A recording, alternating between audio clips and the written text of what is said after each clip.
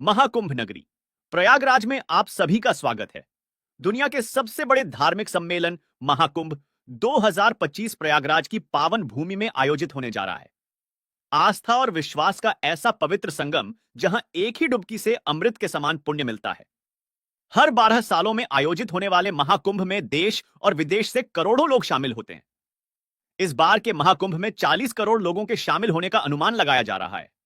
इस बार का महाकुंभ बहुत ही भव्य और दिव्य होने वाला है। मेला क्षेत्र के साथ साथ पूरे ही शहर को दुल्हन की तरह सजाया जा रहा है। जगह जगह पार्क, विशाल प्रतिमाएं और पक्के घाटों का निर्माण किया जा रहा है। 13 जनवरी से 26 फरवरी तक 45 दिनों का यह महाकुंभ लोगों की आस्था का संगम रहेगा। कुंभ में शाही स्नान का विशेष महत्व माना जाता है। शाही स्नान के दिन स्नान करने से सभी पापों से मुक्त होकर मोक्ष की प्राप्ति होती है। इस पावन भूमि पर मां गंगा, यमुना और अदृश्य सरस्वती का पवित्र संगम होता है, जिसे त्रिवेणी संगम कहते हैं। इस संगम में स्नान करने से सभी मनोकामनाएं पूरी होती हैं। प्रयागराज में हर वर्ष माघ मेला 6 वर्षों में अर्ध कुंभ और 12 वर्षों में महाकुंभ का आयोजन किया जाता है। तो दोस्तों, आज के इस खास और इंफॉर्मेशन जानकारी देने वाला हूं। अगर आप भी इस महाकुंभ में आने की प्लानिंग बना रहे हैं तो आप एकदम सही वीडियो देख रहे हैं। यह वीडियो आपकी बहुत हेल्प करेगा। इस वीडियो में बात करेंगे आप यहां तक कैसे पहुंचेंगे, रुकने के लिए होटल, धर्मशाला या टेंट कहां पर लेना चाहिए, स्नान और दर्शन का सही तरीका क्या है, यहां पर दर्शन करने के प्रमुख स्थान कौन से हैं, और वीडियो के लास्ट में बात करेंगे संपूर्ण बजट की। तो महाकुंभ दर्शन की A to Z complete information के लिए वीडियो को एक बार पूरा जरूर देखें। दोस्तों, इस बार के महाकुंभ में लोगों की संख्या को देखते हुए शासन और प्रशासन ने विशेष तैयारियां की हैं। मेला क्षेत्र को यूपी का 76वां जिला बनाया गया है, जिसे 25 सेक्टरों में बांटा गया है। भक्तों की भी एक जगह इकट्ठा ना हो, इसके लिए 7 पक्के घाट भी बनाए गए हैं। साथ ही सभी की सुरक्षा के लिए पुलिस सेना, पीएसी, एनडीआरएफ, एसडीआरएफ, जल पुलिस, पैरामिलिट्री और प्राइवेट पुलिस के लाखों जवान तैनात किए गए हैं। मेले की साफ सफाई और देखरेख के लिए हजारों सफाई मित्र भी सेवा दे रहे हैं। लोगों को आने जाने में कोई भी परेशानी ना हो, इसके लिए अलग अलग मार्ग बनाए गए हैं। साथ ही साथ सभी मार्ग पर पार्किंग की विशेष सुविधा भी दी गई है, जिससे सभी लोग कम से कम चलकर घाट तक पहुंच सकें। तो चलिए वीडियो में आगे बढ़ते हैं और बात करते हैं आप प्रयागराज तक कैसे पहुंचेंगे।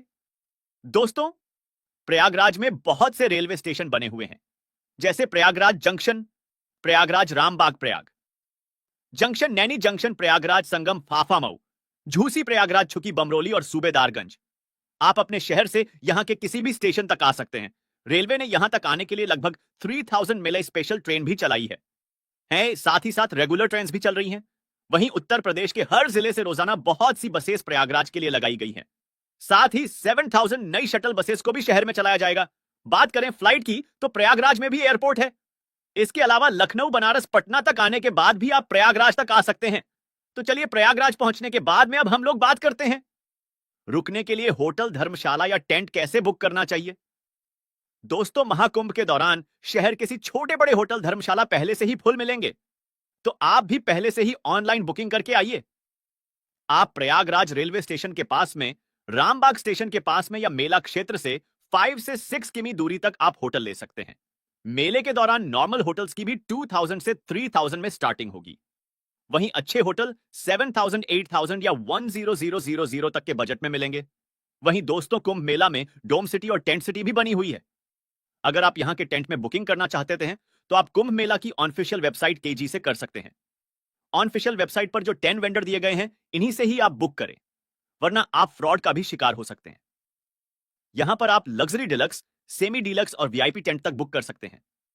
इनकी स्टार्टिंग 8000 से हो जाती है। इसके अलावा मेला क्षेत्र में जगह जगह रेन बसेरा भी बने हुए हैं। कुछ रेन बसेरा फ्री हैं और कुछ में आपको 100 से RS 2000 का चार्ज भी देना रहता है। दोस्तों, इन टेंट्स के अलावा यहां पर बहुत से संत महात्माओं, कथा वाचकों के भी बड़े बड़े पंडाल बनाए गए हैं, जहां पर आप प्रवचन भी सुन सकते हैं। साथ ही साथ आप यहां पर आज्ञा लेकर रुक भी सकते हैं। इसके अलावा सभी रेलवे स्टेशन के बाहर बड़े बड़े टेंट भी लगाए गए हैं, जहां पर आप फ्री में रुक सकते हैं। लेकिन दोस्तों, मैं आपको एडवाइस करूंगा, आप कोशिश करिए कि आप अपने शहर से सुबह प्रयागराज आ जाएं। पूरा दिन स्नान और घूमने के बाद में शाम वाली ट्रेन से आप अपने घर के लिए वापसी कर लीजिए। दोस्तों, एक बात का आपको विशेष ध्यान देना होगा, शाही स्नान के दिन शहर में सभी प्राइवेट वाहन बंद रहेंगे। आप जिस भी मार्ग से आएंगे वहीं पर आपको पार्किंग मिल जाएगी। साथ ही नजदीकी घाट पर आपको स्नान करना रहेगा। आप मान के चलिए कि आपको कम से कम 2 से 3 किमी चलना भी होगा। नॉर्मल डेज में रेलवे स्टेशन या बस स्टैंड से ओंटो या ई रिक्शा में 20 से RS10 का किराया देकर आप न्यू नैनी ब्रिज बहराना या चुंगी तक आ जाएंगे। फिर आप 1 से 2 किमी चलकर मुख्य मेला क्षेत्र में आकर बड़े हनुमान मंदिर किले के पास में आकर स्नान कर सकते हैं। हनुमान मंदिर किले के पास में आकर स्नान कर सकते हैं। तो चलिए दोस्तों, अब हम लोग बात करते हैं यहां पर स्नान करने का सही तरीका क्या है। दोस्तों, यहां पर जगह जगह साफ सुथरे घाट बने हुए हैं। आप रेलिंग के अंदर रहकर हर हर गंगे का जाप लगाकर आस्था की पावन डुबकी लगा सकते हैं। वहीं दोस्तों, इन घाटों पर स्नान करने के अलावा आप अगर चाहें तो नाव के माध्यम से त्रिवेणी संगम के पास भी जा सकते हैं। नाव वाले 50 से RS 2000 करते हैं। यहां पर साइबेरियन पक्षी आपका चहचहाते हुए स्वागत करते हैं। आप त्रिवेणी संगम में पावन स्नान करके पुण्य प्राप्त कर सकते हैं। दोस्तों, बहुत ही दिव्य और भव्य महाकुंभ का आयोजन किया जा रहा है। आप भी यहां पर आस्था की डुबकी लगाने जरूर आइए। दोस्तों, इस बार 13 जनवरी से महाकुंभ शुरू हो रहा है। पहला शाही स्नान भी 13 जनवरी पौष पूर्णिमा को होगा। फिर उसके बाद 14 जनवरी मकर संक्रांति, 29 जनवरी मौनी अमावस्या 3 फरवरी, बसंत पंचमी 12 फरवरी, माघी पूर्णिमा और फिर 26 फरवरी को महाशिवरात्रि के दिन अंतिम शाही स्नान रहेगा। इसी दिन के बाद से फिर महाकुंभ की समाप्ति भी हो जाएगी। दोस्तों, क्या आप जानते हैं इस कुंभ की शुरुआत कैसे हुई? शास्त्रों के अनुसार दुर्वासा महर्षि के श्राप से देवता कमजोर होने लगे। तब देवता विष्णु भगवान के पास पहुंचे। विष्णु जी ने उन्हें असुरों के साथ मिलकर समुद्र मंथन का उपाय बताया। तब भगवान विष्णु ने कछुए का रूप धारण कर मंदराचल पर्वत को ऊपर रखकर वासुकी नाग को नेट बनाया और फिर समुद्र मंथन शुरू हुआ। समुद्र मंथन से अमृत कुंभ निकला। अमृत कुंभ के लिए 12 दिनों तक राक्षसों और देवताओं के बीच भयंकर संग्राम हुआ। इसी बीच अमृत की 4 बूंदें पृथ्वी पर आ गिरी।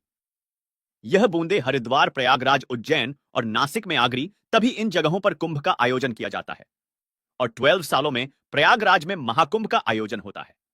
कुंभ के दौरान इन नदियों का जल अमृत के समान माना जाता है तो दोस्तों, यहां पर पावन स्नान करने के बाद में अब हम लोग बात करते हैं प्रयागराज में आप और कहां कहां दर्शन कर सकते हैं। दोस्तों, यही घाट के पास में ही किला बना हुआ है। किले के अंदर प्राचीन अक्षय भट्ट है। यहां पर आप दर्शन जरूर करें, ऐसे मान्यता है। वनवास के दौरान राम जी भी यहां पर रुके थे। साथ ही साथ किले के अंदर प्राचीन पातालपुरी मंदिर भी है। आप यहां पर भी दर्शन आदि कर सकते हैं। दोस्तों, यहीं किले के पास में ही बड़े हनुमान जी का प्राचीन मंदिर भी स्थापित है। यहां पर हनुमान जी लेटे हुए हैं। मान्यताओं के अनुसार जब हनुमान जी संजीवनी बूटी लेकर आ रहे थे, तब भरत जी ने असुर समझकर हनुमान जी पर बाण चलाया था, जिससे हनुमान जी यहीं पर गिरे थे। दोस्तों, बहुत ही दिव्य और अलौकिक मंदिर है।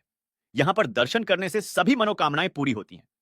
दोस्तों, यहां से कुछ ही दूरी पर श्री आदिशंकर विमान मंडपम मंदिर भी स्थापित है, जिसे नौलखा मंदिर कहते हैं। द्रविड़ शैली में बना यह बहुत ही प्यारा मंदिर है। यहां पर भगवान बालाजी के रूप में विराजमान है। साथ ही साथ मंदिर के ऊपर भाग में विशाल शिवलिंग भी स्थापित है।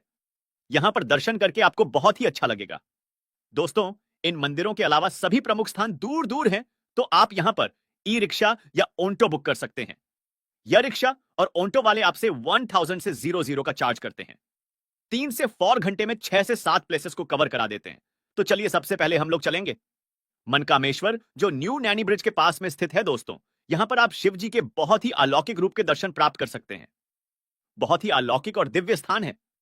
सभी भक्त यहां पर दर्शन करने जरूर आते हैं। तो चलिए, नैनी ब्रिज को पार करते हुए अब हम लोग चलेंगे अरल घाट के पास में बहुत ही प्यारा शिवालय पार्क बना हुआ है।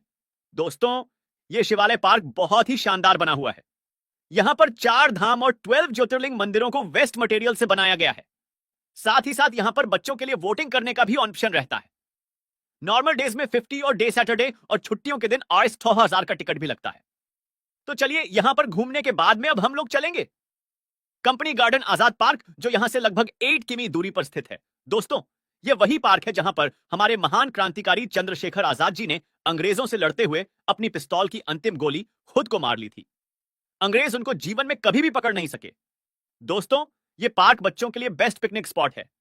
साथ ही साथ यहां पर बहुत से झूले भी लगे हुए हैं। तो चलिए, यहां पर घूमने के बाद में अब हम लोग चलेंगे भरतद्वाज पार्क और आश्रम, जो यहां से कुछ ही दूरी पर स्थित है।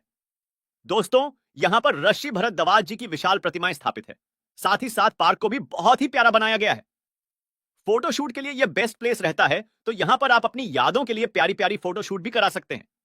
वहीं यहां से कुछ ही दूरी पर आनंद भवन भी है, आप वहां पर भी घूमने जा सकते हैं। तो यहां पर घूमने के बाद में अब हम लोग फिर से मेला क्षेत्र के पास आ जाएंगे और अब हम लोग चलेंगे अलोपी माता मंदिर, जो यहां से मात्र 200 मीटर दूरी पर ही स्थित है। दोस्तों, यह बहुत ही प्राचीन मंदिर है जो माता सती के 51 शक्तिपीठों में से एक है। यहां पर दर्शन करने के विशेष महत्व माने जाते हैं। आप मंदिर में प्रवेश कर माता रानी के अद्भुत रूप के दर्शन कर आशीर्वाद प्राप्त कर सकते हैं। तो यहां पर दर्शन करने के बाद में अब हम लोग चलेंगे नाग बासुकी मंदिर, जो यहां से लगभग 2 किमी दूरी पर स्थित है। दोस्तों, यह प्रयागराज के प्रमुख मंदिरों में से एक है। यहां पर भगवान नाग बासुकी विराजमान है। नाग बासुकी जी